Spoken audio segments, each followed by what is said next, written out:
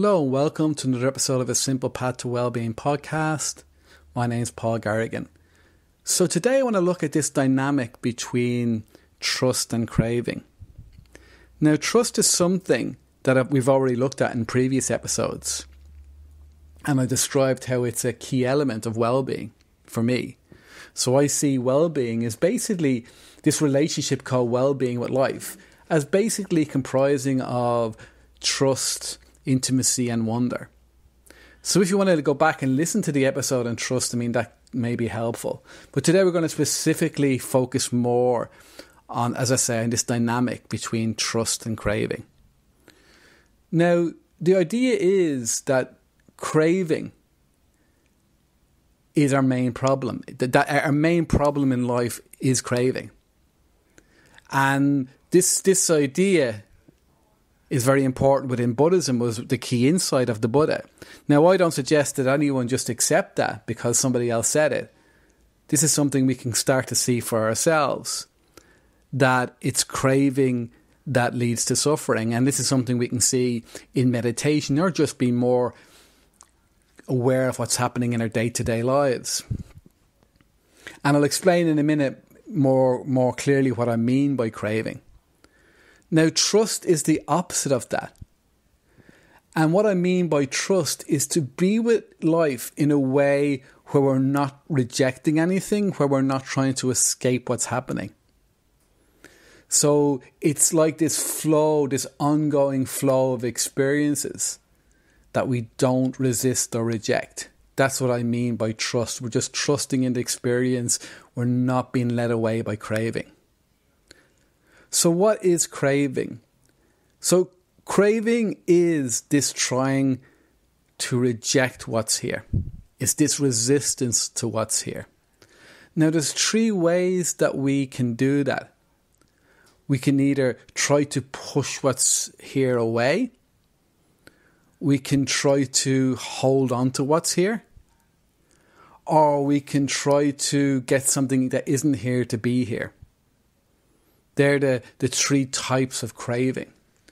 So let's use an examples of what that actually means. So imagine that we're meditating and you notice an itch on your nose. We could react to that by really, say we're very diligent in our practice and we're not going to move. So we're there, we can feel stuck with this itch. And then there can be this desire for that itch not to be there. And we can start to suffer because it is there and we don't want it to be there. We're trying to push it away. Another type of craving is that, say we're meditating, use the example of meditation again, and something nice happens, you have this pleasant sensation. And right away the mind starts thinking, how do I get more of this? How do I get this to stay? Maybe I can have this every time I meditate. That's trying to hold on to something. Or we can be experiencing something that the mind is labeling as neutral. And we will normally experience that as boredom. So from here, the craving is, I wish something else was here rather than what's here. Like, I wish I had that pleasant sensation I had last week. I wish that was here instead of what's here. So these are all ways that we reject what's happening. Now, in our day-to-day lives, this is happening constantly. So when we experience, say, uncertainty, the problem isn't actually the uncertainty, it's the not wanting the uncertainty to be there. And the things that the mind starts to do for it not to be there. The mind starts desperately looking for ways for it not to be there, even though it is there. And even though there's no way it can't be there, because especially when there is uncertainty. Or pain. The mind can desperately look for ways for the pain not to be there. That's craving. And we may turn to things like alcohol or drugs. That's craving, to get rid of that pain or to get rid of the uncertainty. Same with the neutral. We desperately want something else to be here that isn't here at the moment. So that's craving. Now, that leads to suffering. And to explain how it leads to suffering, there's this story in Buddhism about the two arrows. So imagine you're walking through the forest and somebody is hiding and they fire an arrow at you. Now, being hit by an arrow, I'd imagine, would be quite painful. Now, that kind of pain is similar to the pain that we experience in life. It's an unavoidable pain. Life tends to fire arrows at us. It's just the way of things. Now, if we react to that arrow by resisting it, so say we're in the forest and we were hit by the arrow and we've managed to get away, but now we're sitting there thinking about how unfair it is that we're hit by an arrow, or how we don't want to have been hit by an arrow, or how much we hate it. We're now going into a state of resistance to what's happening, and we're experiencing this additional mental anguish. And in fact, the mental anguish may be far more than the pain itself. It's like it puts us into a state of resistance. It can even make the pain worse, because now it's like the body is tensing up against the pain. It doesn't want it to be there. Now, the point is that it's this second arrow that's suffering. That the first arrow is just pain. It's the second arrow that's suffering. And this is where you get the idea that, pain in life is inevitable, but the suffering is optional. The resistance, the craving, that's always optional. And it's that makes our life so difficult. So if we can live our life from a state of non-resistance, then life becomes a very, very different situation. Because take something like pain. I mean, there's actually many, many different ways we can relate to pain to make it far more livable with. Like, so for example, like, say if we look at pain as a service.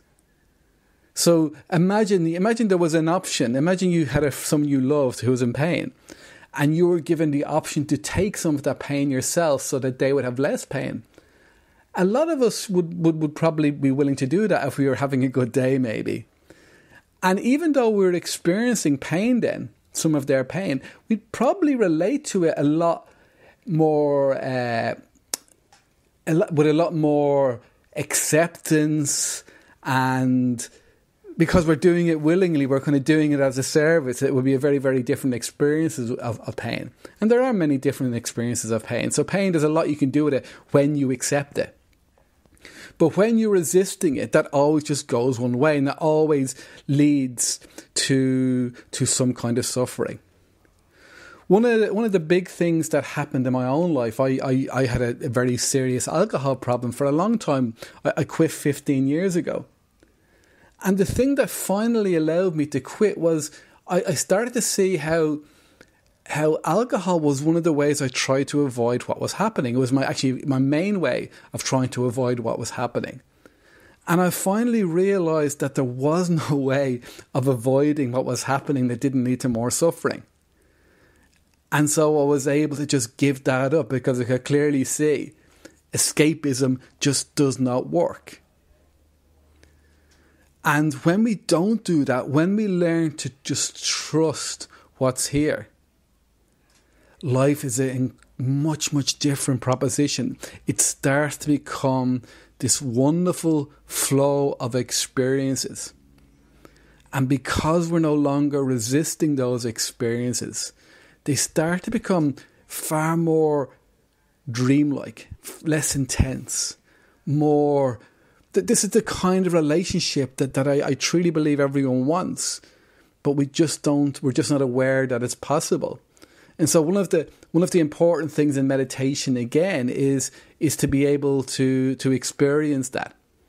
So we start to see that when we're just trusting, when we're just allowing, without craving, without grasping craving, when we just allow things to just pass, to just come, then we start to understand how wonderful that is, how favourable it is. And it deepens over time. That sense of being able to stay with what's here and just allow what's happening. It deepens and deepens and deepens. And the more that happens, the more wonderful it becomes. And we can also start to clearly see that anytime we start to resist what's here, right away, that's the beginning of our suffering. And that it's optional. That does not need to happen. That doesn't have to happen. And we can learn how to avoid it happening. Now, in the beginning, this won't be because the cravings will never appear. The cravings they happen very, very fast. So the mind labels something as unpleasant, and right away, the mind wants to run away. But we can see that, and we can just come back to what's here. And over time, that just changes and just becomes easier until it becomes very, very natural. Now, I plan to do a guided meditation to go along with this episode of the podcast, and I'll post that later this week. Now, the thing about the meditations is these are all to help us see what trust is and to help us to understand what cravings are. And that's very, very important. And it may take quite some time. It took me years really to get this, and it's still deepening. But the end goal isn't any practice. That trust starts to just arise spontaneously in our lives. We start to get this, and the practice can assist with that. It's very, very important, though, that we start to see what craving is and how it disrupts our life. Not in an intellectual way. We don't have to intellectually understand it. It's to see what's happening, to see how we go into resistance and how that leads to suffering. And we start to see what happens when we don't go into resistance against life. So I hope that was helpful. If you'd like to do some coaching with me, and we can go into this then with it in a lot more detail, I'll leave details on how to contact me below. And thanks very much for listening, and I'll speak to you again.